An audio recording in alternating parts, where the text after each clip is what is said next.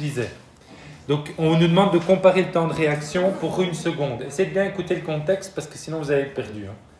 Donc, le temps de réaction pour une seconde, avec le truc ici qui est donné dans le bouquin pour apprendre à conduire, et la physique. Ça va ? Donc, si on regarde, je vous propose, c'est pas dit dans la question, mais on peut choisir, vous pourrez refaire un exercice du même genre avec autre chose. Ça va ? Comme ça, vous avez de quoi vous entraîner.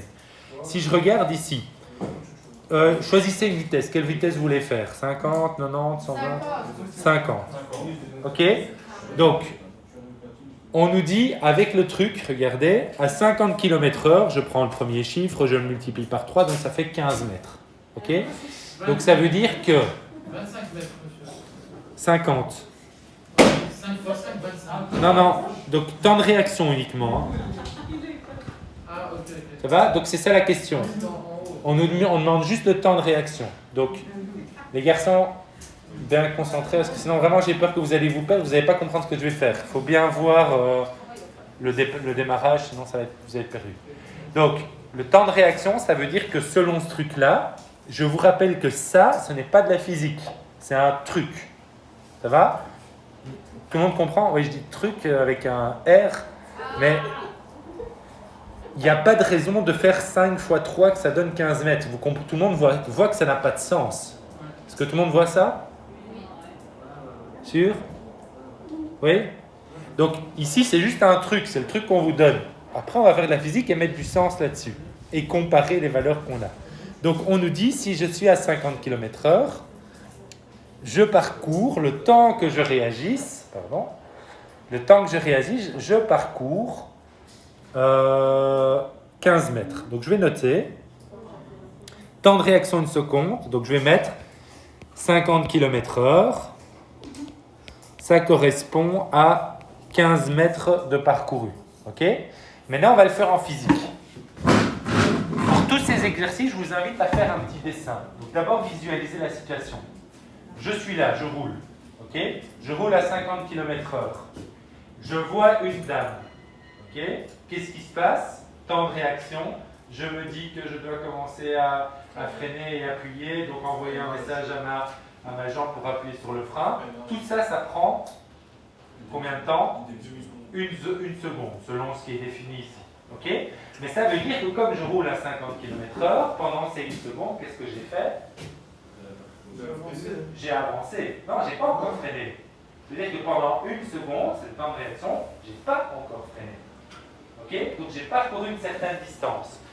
Donc, la question c'est quelle distance ? Le truc nous dit 15 mètres, mais on va essayer de le calculer. Alors, quelle est la formule ? Donc c'est comme ça que ça démarre. Donc on cherche les données. C'est-à-dire que, qu'est-ce que j'ai comme données ?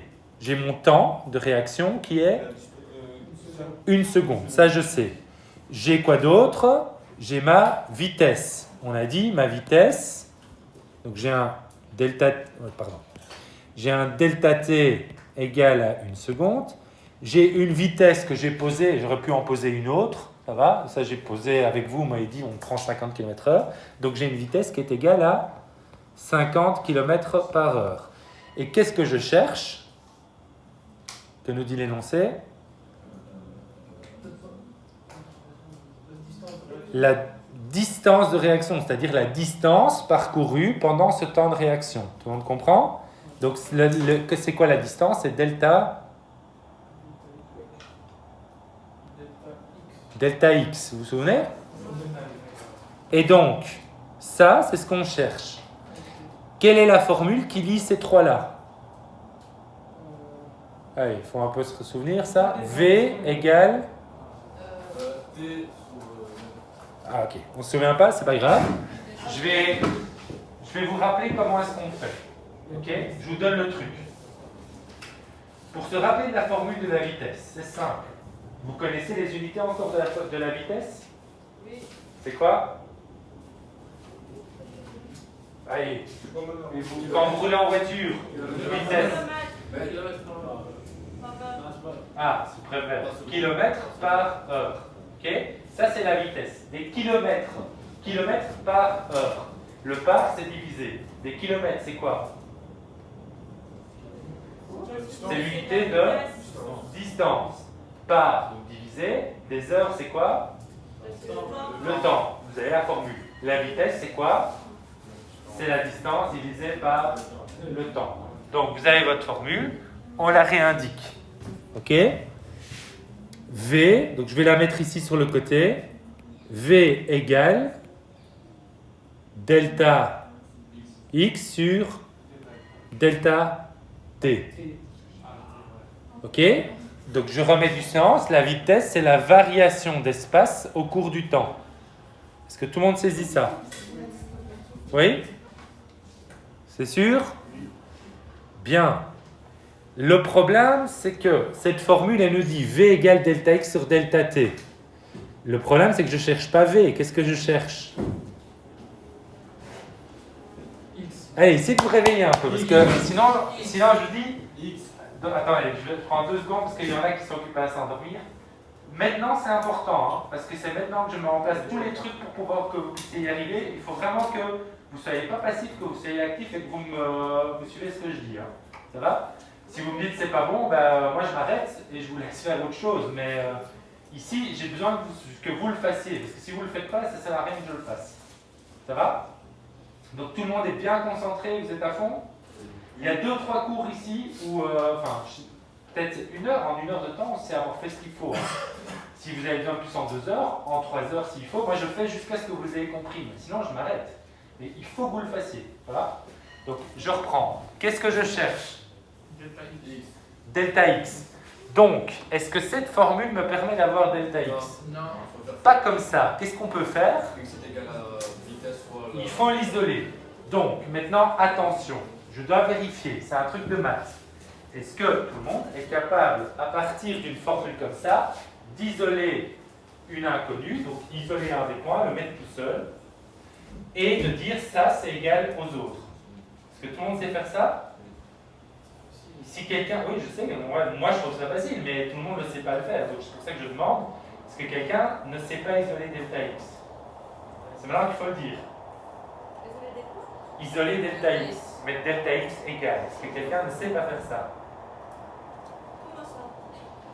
Donc je voudrais avoir, donc je reprends encore. Première étape dans la résolution d'un exercice. J'ai indiqué mes données. Ensuite, j'ai indiqué mon inconnu. OK? Ensuite, j'ai été chercher ma formule. Ça va? La formule adaptée à ce que je cherche. C'est ceci. Le problème, c'est que cette formule me donne V égale. Elle ne me dit pas delta x égale. C'est delta x que je cherche. Donc ça veut dire que je dois isoler delta x, le mettre tout seul. Est-ce que tout le monde sait mettre delta x tout seul ici? Alors, c'est ça qu'il faut que je sache. Tu vois? C'est très bien de me le dire, et comme ça, je te montre comment on fait. Ça va? S'il y en a d'autres, ils n'hésitent pas. C'est incontournable. Hein? Vous n'allez pas savoir réussir l'interro si vous ne savez pas faire ça. Ça va? Donc, je prends le temps qu'il faut, mais il faut savoir le faire. C'est un peu violent. Hein? Mais je vais en laisser juste une. Mais vous voulez que je laisse la vôtre? Non, mais tout. Celle-là, je la laisse?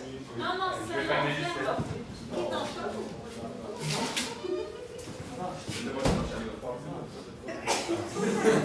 Ça fera moins courant de la théorie. Ok. Tout le monde suit? Alors.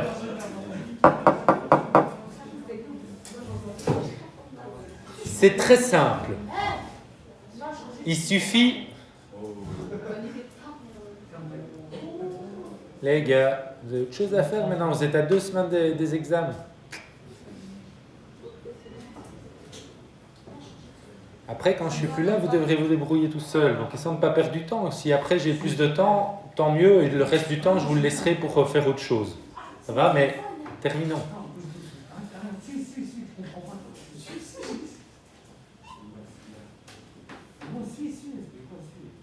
Allez, madame. Est-ce qu'on peut rendre ça et que je ne perds pas du temps à faire des bêtises? Tu peux lui rendre son téléphone?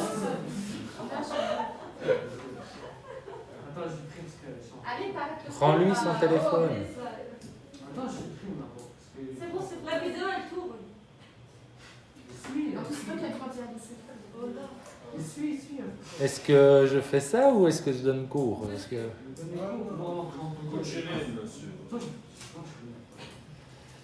Bon, donc, maintenant, je dois isoler delta x, donc le mettre tout seul. Il est au-dessus. Comme il est au-dessus, Manard. Non mais sérieux.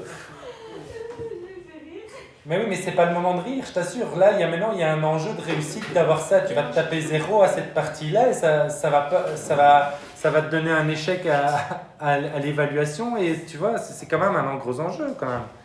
Donc allez les gars, vraiment, moi je peux pas le faire à votre place. Je peux expliquer le mieux que je peux, mais si vous m'écoutez pas, il n'y a pas moyen que ça marche. Hein. On peut y aller? Tout le monde est concentré? Alors, j'isole delta x, j'ai répété 4 fois. J'isole delta x, je dois l'avoir tout seul. C'est très simple. C'est très simple. Il y a une règle, enfin, une double règle. C'est comme il n'y a pas de plus et pas de moins, tu vois, il n'y a que des fois et des divisés, ce qui est au-dessus, donc on appelle ça le numérateur, passe en dessous au dénominateur, ce qui est en dessous passe au-dessus. C'est comme, avec l'égalité, c'est comme, je sais pas, j'ai déjà mis cette image, comme la règle de l'escalator. Ok? Donc, ça veut dire, vous êtes en dessous, vous prenez l'escalator, vous montez. Vous êtes de la même chose là. Si vous êtes au-dessus, ben, vous descendez. Donc, ça marche évidemment dans les deux sens. Tout le monde voit ça? Ouais. Et c'est tout. Et ça marche avec même beaucoup plus de choses. Après, on pourra voir, on ne l'aura pas cette année, mais si après vous avez encore fois quelque chose, ou divisé encore par 1 sur quelque chose, etc., c'est la même chose. Tout ce qui passe en dessous passe au-dessus, ce qui passe au-dessus passe en dessous. Vous savez tout transformer comme ça, tant qu'il n'y a pas de plus et de moins. Ça va? Ce qui correspond à une grande majorité des calculs que vous pouvez faire dans plein de situations. Ça va? Donc si vous maîtrisez ce truc-là, vous êtes tranquille. Ça marche? Donc ça veut dire, maintenant je reviens, j'enlève ces trucs-là pour qu'on voit quelque chose, et je voudrais avoir delta x tout seul. Alors, attention, on peut lire de gauche à droite ou de droite à gauche. Donc, qu'est-ce que je vais faire? Delta x est déjà en haut, je vais le mettre tout seul à droite. Après, je le tournerai. Ça va? C'était ça ta question? Non, c'est la réponse. Alors, je vais le faire. Probablement, après, je me doute qu'il y en a plein qui ont déjà la réponse. J'ai delta t qui est en dessous. Donc, je veux delta x tout seul. Qu'est-ce que je vais faire? Je vais monter delta t. Tout le monde voit ça? Donc, je prends delta t. Attends. Hey, je veux tout. Voilà. Je prends delta t et je le monte au-dessus. Ça veut dire que delta x est égal à quoi? Fois v. V fois delta t ou delta t fois v, c'est exactement la même chose. C'est commutatif, ça part dans les deux sens. Ça va? Et c'est tout. Ça va? Donc, vous voulez avoir delta x, et ben c'est parti, delta x égale v des fois delta t, et vous réécrivez delta x égale v fois delta t. Et voilà. Ça va? Ou delta t fois v, comme vous voulez. Vous avez compris? Donc ça, c'est le premier truc. Comme exercice maintenant, je laisse 2 minutes, 1 ou 2 minutes pour ça, pour que vous puissiez le faire. Est-ce que vous pourriez m'isoler, non pas v, puisqu'on l'a déjà fait, mais est-ce que vous pourriez m'isoler delta t? Donc je voudrais avoir delta t égal. Je vais remettre v comme ça. Donc je voudrais avoir delta t égal. Alors fais-le toute seule et puis tu pourras nous le dire quand tout le monde l'aura fait individuellement. Donc tu as vu comment, c'est quoi la règle? Alors ne dis pas, c'est quoi la règle? Juste, ce qui est en dessous passe au-dessus et ce qui est au-dessus passe en dessous. Et ce que vous cherchez doit être au-dessus. Ça va? Et petite remarque, vous pouvez partir de la deuxième équation si vous le souhaitez. Vous n'êtes pas obligé de partir de la première. Ça marche?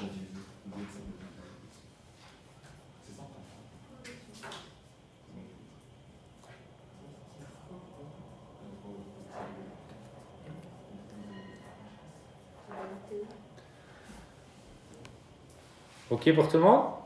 Tout le monde a réussi à le faire?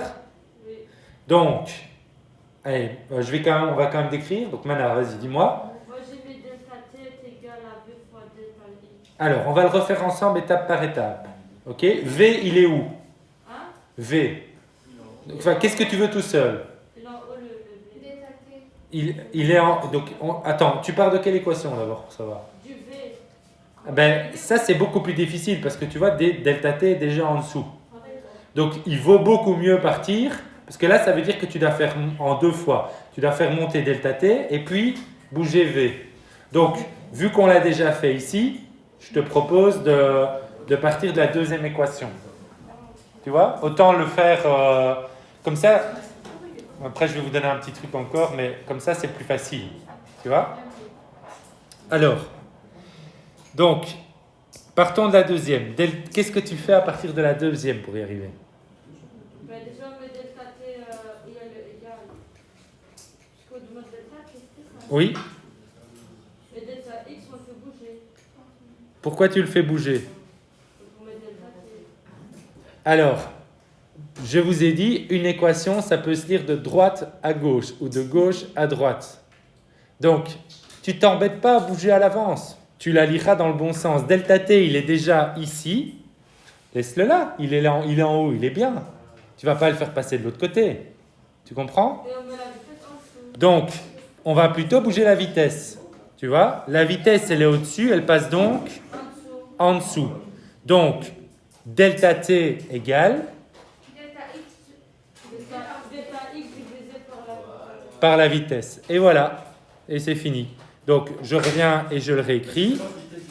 Delta t égale, et cette fois-ci, puisque je peux le lire dans les deux sens, delta t égale delta x sur v. Et voilà. Monsieur, c'est pas V sur X. Non, Parce que, tu le vois bien, regarde.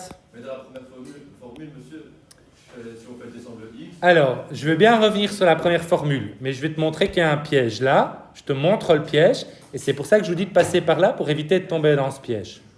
Ok? Est-ce que c'est ok?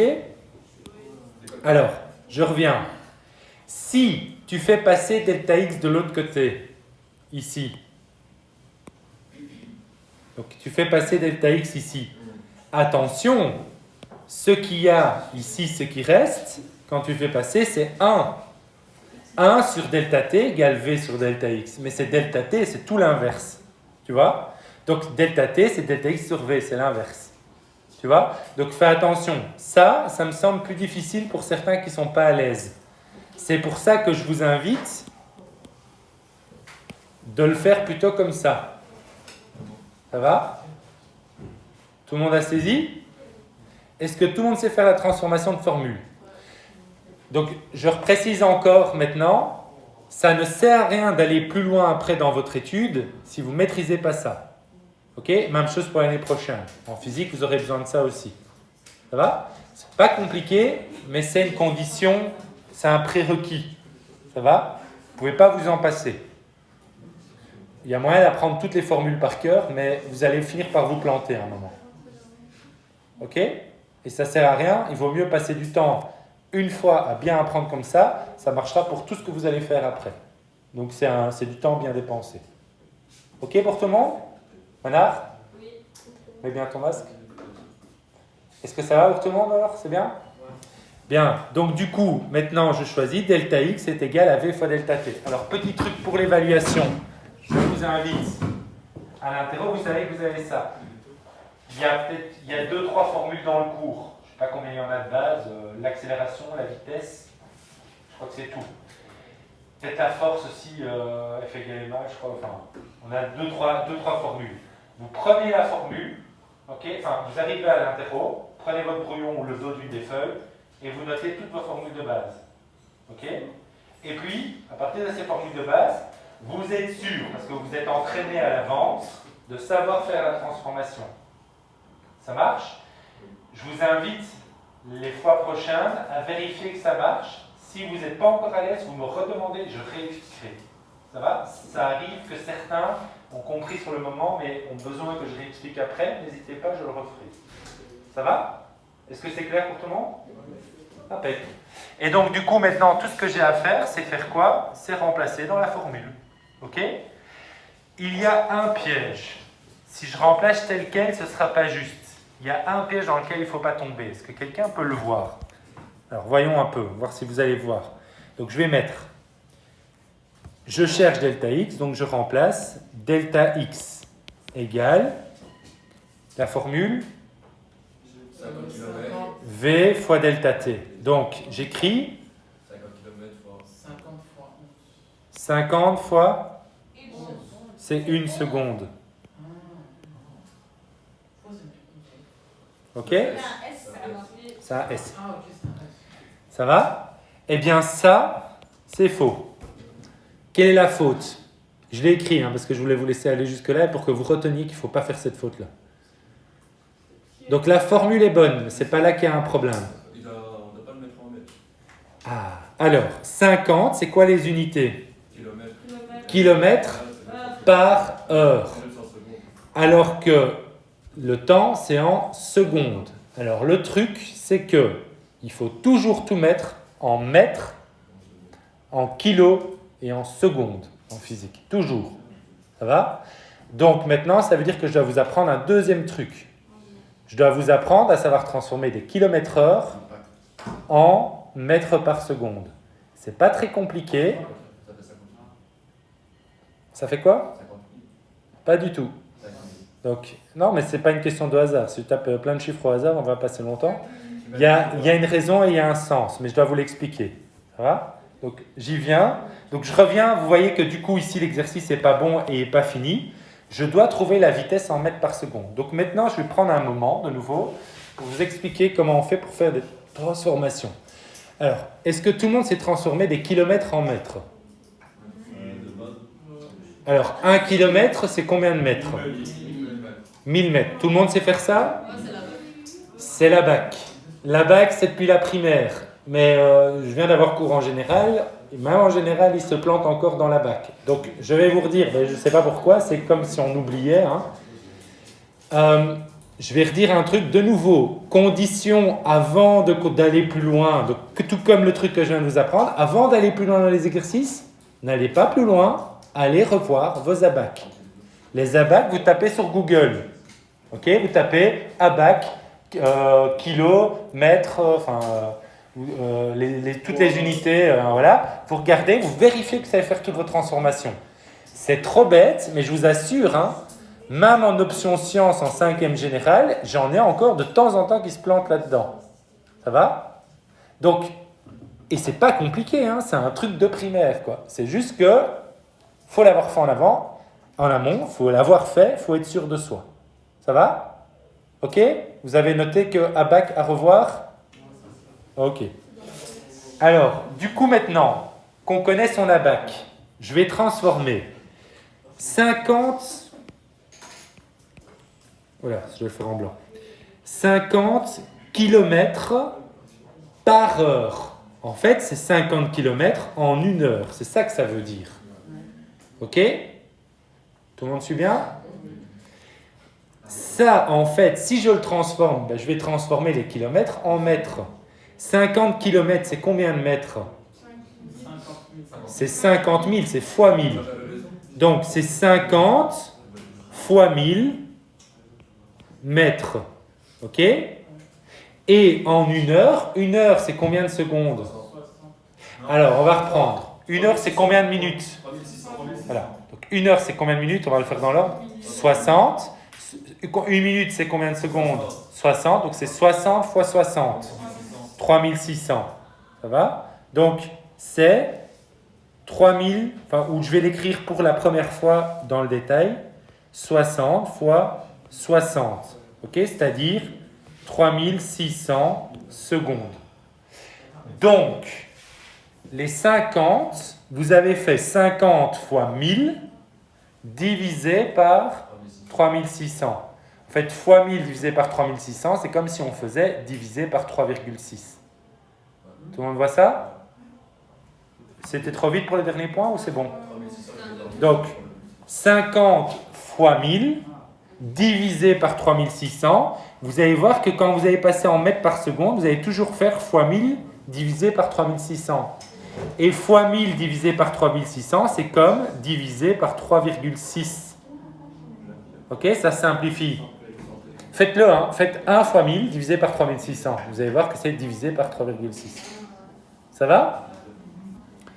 Et donc, ça veut dire que pour passer de 50 km par heure au mètre par seconde, il suffit de diviser par 3,6. Ok? Donc, est-ce que quelqu'un juste peut le faire?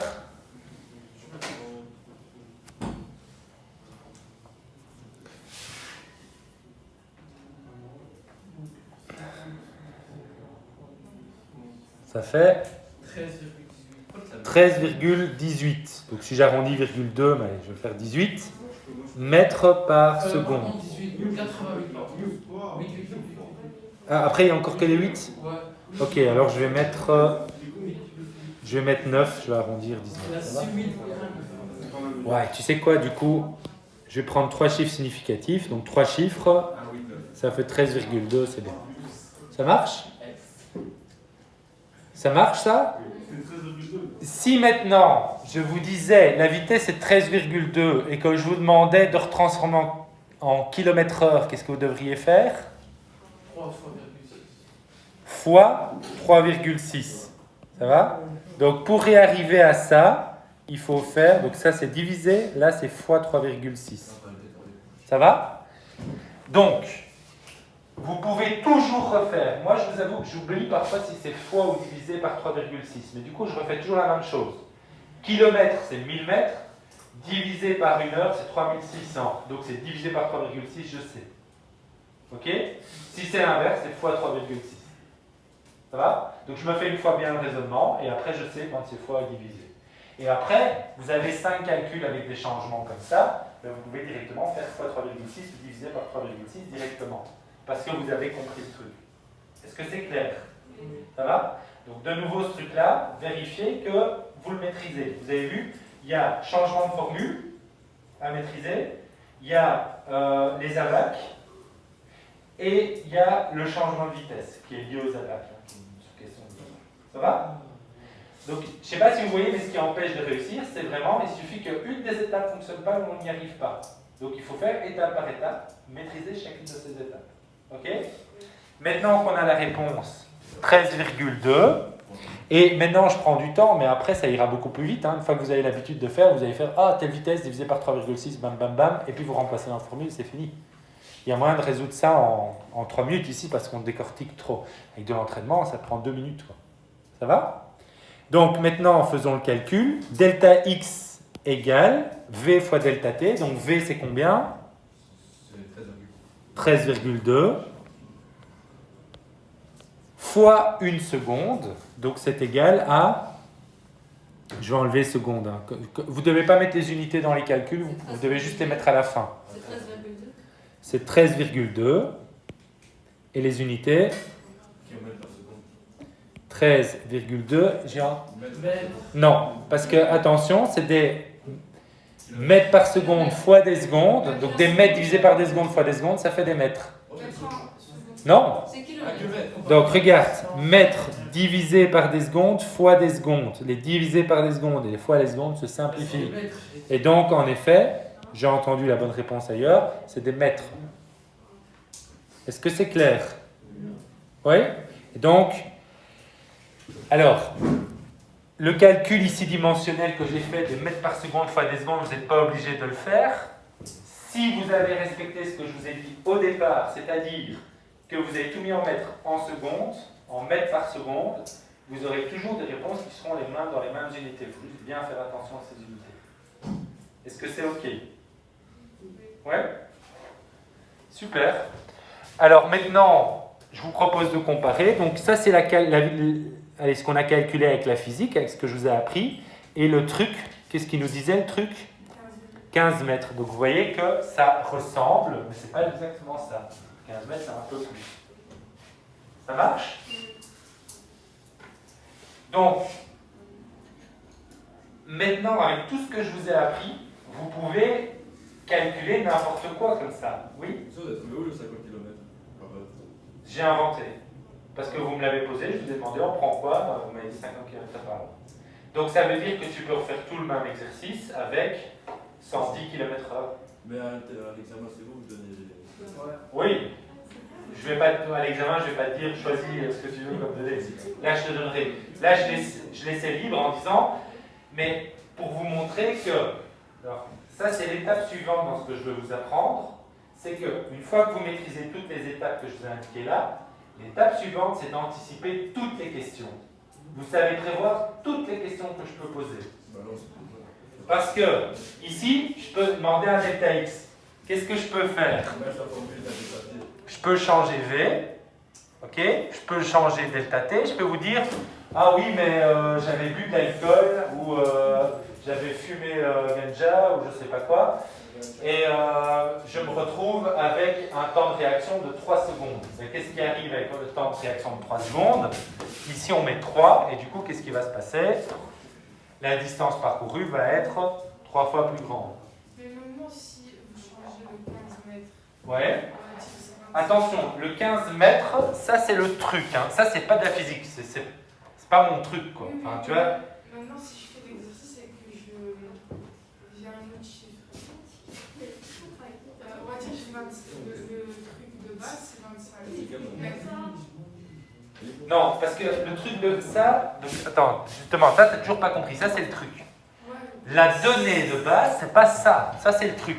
C'est la réponse pour voir la réponse qu'on a du truc. C'est un prétexte.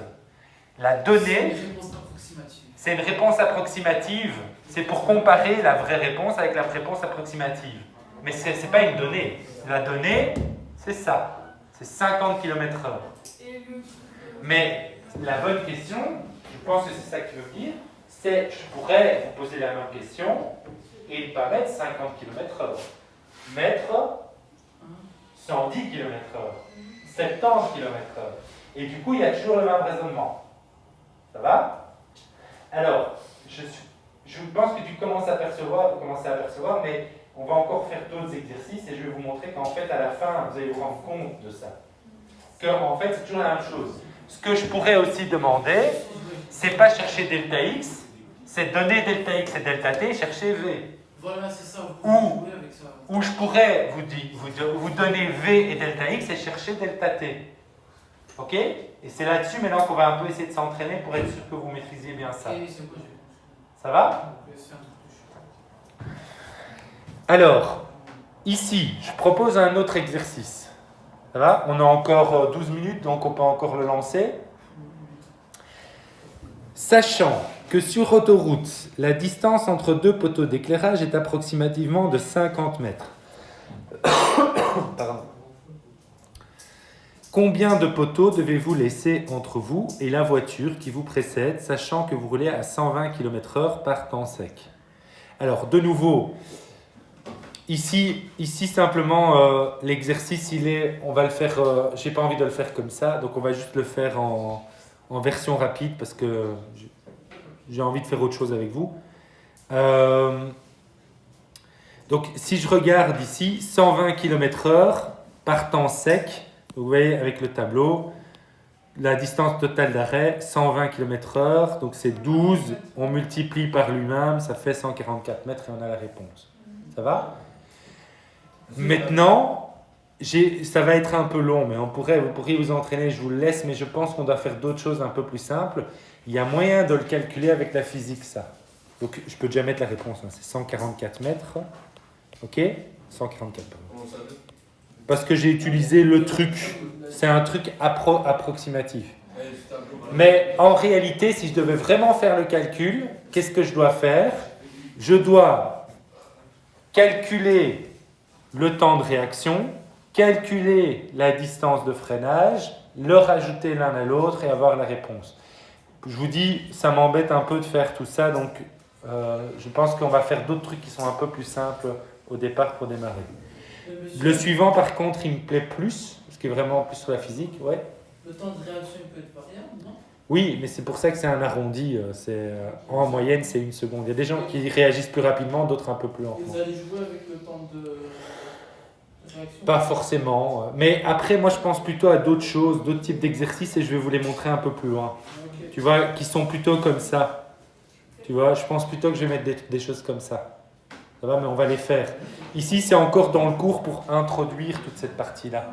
Non, parce que vous allez jouer avec delta X, vitesse et tout, et puis vous allez jouer Oui, avec mais justement, c'est pour ça que je vais vous montrer avec ces exercices-là qu'en fait, vous allez être capable de faire n'importe quel exercice, peu importe sa forme. Mais je vais en faire quelques-uns pour que vous soyez plus à l'aise. Et après, je reviendrai encore sur cette notion pour vous dire, à un moment, vous allez comprendre que vous allez être prêt quand vous allez vous dire, je peux faire n'importe quel exercice en le faisant comme ça. Oui. Pas que celui qui est là, je sais faire n'importe quel exercice. D'accord. Ça va? Mais ça fait beaucoup, hein. D'un coup, là, ici, sur ces temps-là, je vous ai montré tout le process pour pouvoir faire un seul. Et donc maintenant, après, on va en faire quelques-uns. Vous allez en faire quelques-uns. Donc ça veut dire que pour la fois prochaine, c'est jeudi, il faut absolument, vraiment, maintenant que vous commencez à avoir fait les autres exercices. Parce que sinon, vous allez avoir la correction, mais vous n'allez pas vous entraîner. Ça va? Donc, je reviens ici. On va encore en faire un comme ça. Et donc, la fois prochaine, jeudi, je démarre avec vous l'un de l'autre exercice. Donc, pourquoi en France la vitesse sur... Ah non, c'est encore un exercice simple ça. Mais c'est pas grave, on va quand même y répondre. Pourquoi en France la vitesse sur autoroute est limitée à 130 km/h par temps sec et limitée à 110 km/h? Pourquoi à votre avis? Parce que le temps de réaction pour le sol. Est-ce que c'est le temps de réaction qui change? Non, c'est. Tu réagis de la même manière quand il pleut ou qu'il fait sec? Ouais, distance de freinage. La distance de freinage change. Très bien. Donc c'est ça. Distance de freinage, elle est plus longue ou plus grande ou plus petite quand c'est mouillé? Petite. Quand c'est mouillé, Elle est plus petite. Réfléchis. Ouais, parce que. Réfléchis. Donc tu as une voiture qui est sur un sol mouillé, Ah, ouais, la distance va être ouais. plus grande. Tu vois, je te dis ça, c'est toujours en physique, essayer de se visualiser. Tu vois, j'ai vu, il y a des techniques d'analyse du regard. J'ai vu que tu étais occupé à visualiser ce qu'on était occupé à faire. Quand tu as visualisé, tu t'es dit, non, c'est pas logique. C'est mouillé, je freine beaucoup plus longtemps. Tu t'es remémoré une situation où tu as vu ça, ouais, et donc voilà, tu vois. Et donc c'est exactement ce qu'il faut faire. Ça va? Revenir à la réalité, pas répondre trop vite, bien imaginer la situation. Donc distance de freinage, qu'est-ce que j'ai dit? Elle est plus grande, hein, sur sol mouillé. Ça marche? Alors, ici, tout ceci, je vais le passer. Ok? Je vais juste vous refaire un petit topo. Je pense que j'avais déjà expliqué. En fait, il y a moyen ici de vous donner des valeurs avec V et delta X. Et je vous avais dit, si on calcule l'énergie cinétique, la vitesse de freinage, elle est au carré. Donc, c'est simplement pour montrer ça qu'il y a une évolution au carré. Donc, je laisse tomber parce que ça va pas avoir un plus. Alors, ici, maintenant, il y a plusieurs exercices qui restent. Je vais m'arrêter là. Je vais vous laisser le temps qui reste pour ça. Vous deviez, dans le premier cas, identifier les forces de frottement, décrire les effets positifs et négatifs sur toute la voiture. Ok? Je vous laisse réfléchir à ça. Et puis, qu'est-ce qu'il y a ici? Ça, c'est une question aussi de réflexion sur la matière. Donc, c'est toute une série de réflexions. Allez revoir votre cours, allez voir si vous savez répondre à ça. Et puis après, il reste des questions ici de ce type-là. Ok? Toutes ces questions-là, ce seront des questions comme ça que vous aurez à l'interro. Donc ici, honnêtement, si je regarde ceci, ça ressemble assez fort à une interrogation que vous pourriez avoir. Ok? Il y a la dernière question qui est plus dure. Il est possible que je la fasse à l'interro, enfin à l'interro-examen. Mais si je la mets, une du genre, je la sous-pondérerai, c'est-à-dire que je ne la ferai pas compter pour beaucoup. Ça va? Donc, ça veut dire vraiment, je mettrai 1 ou 2 points pour cette question-là. Elle est dure, elle prend du temps, elle vaut beaucoup plus que 2 points, mais je la mettrai sur 2 points. Ça va? C'est juste ça me permettra de faire la différence entre ceux qui arrivent à comprendre jusque-là et ceux qui comprennent... parce que ça, vous êtes obligé de savoir faire. Ceci, ce serait bien, mais si vous n'y arrivez pas jusque-là, c'est pas grave, c'est pas ça qui doit vous mettre en échec. Vous comprenez? Je vous laisse les 5 dernières minutes pour ça. Vous pouvez déjà prendre le temps et puis la fois prochaine. Ça va? Et je vais encore en profiter pour vous dire un truc, maintenant c'est plus sur le cours, mais pour les prochains cours, du coup, tout ce qui reste, je vais arrêter la matière, je pense. J'ai encore un ou deux trucs, peut-être que je vais réfléchir si je vous les explique pour prendre de l'avance, mais je ne crois pas que je vais le faire puisque l'année prochaine, les autres classes ne l'auront pas fait. Donc je devrais quand même reprendre avec eux.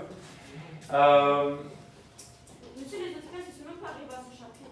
Oui, je sais, ils sont vachement en retard. L'examen, c'est seulement ce chapitre. Mais dites-vous aussi que l'année prochaine, c'est pas la même chose. Hein. L'année prochaine, on redémarre avec ça, vous savez faire ça, vous n'allez pas avoir de problème après sur la matière. Les autres, ils vont devoir un peu... Donc, l'examen de fin d'année, c'est pas un examen, c'est une interro là-dessus. C'est tout? C'est tout. C'est juste ce chapitre? Oui. Donc, vous avez tout ça à préparer, c'est pas mal, donc maintenant, il faut vous entraîner. Et monsieur, Ça va? on peut pas rattraper nos échecs précédents. De quoi? Nos échecs précédents, on peut pas les rattraper. C'est comme... Enfin, je sais pas, ça dépend de quel échec t'as, mais... Je ne crois pas que dans la classe, c'est quelqu'un qui a un échec très très profond. Je crois qu'il y a des petits échecs, mais il y a quelques-uns qui ont des petits échecs, mais il n'y a pas de très gros. Toi, à cause de la dernière, parce que tu as fait fais quand même au mieux, tu vois, et ça passera toujours mieux qu'en disant que tu as réussi la dernière interro, ça permet toujours de pouvoir, même si tu n'as pas rattrapé ton échec, ça devient un plus petit échec. Du coup, pour terminer ce que je disais, parce qu'il va sonner et je n'aurai pas le temps de dire ça, à partir des prochains cours, je résous des exercices et je vous aide encore. Quand j'ai fini ça, je vous laisse bosser pour vous. Donne-nous des exercices. Alors, il y a tous les exercices qui sont là, mais après, je vais vous montrer mieux que ça, je vais vous montrer comment inventer des exercices. Mais ça veut dire qu'à ce moment-là, tu sauras faire n'importe quel exercice. Ok? Attendez encore. Les gars, je voudrais, parce que c'est le dernier truc que je vais dire, je voudrais que pour les fois suivantes, quand j'ai fini le cours, vous prépariez de quoi bosser. Ça va? Donc je vous laisserai bosser par vous-même sur les trucs, et moi j'aiderai ceux qui en ont besoin plus en individuel. Ça va? À un moment, quand j'ai fini ça, si j'ai plus de questions, je m'arrête, et c'est tout. Enfin, moi j'aurai des trucs à faire. Ça va? Donc vous anticipez ça? Oui. Merci de votre attention. Je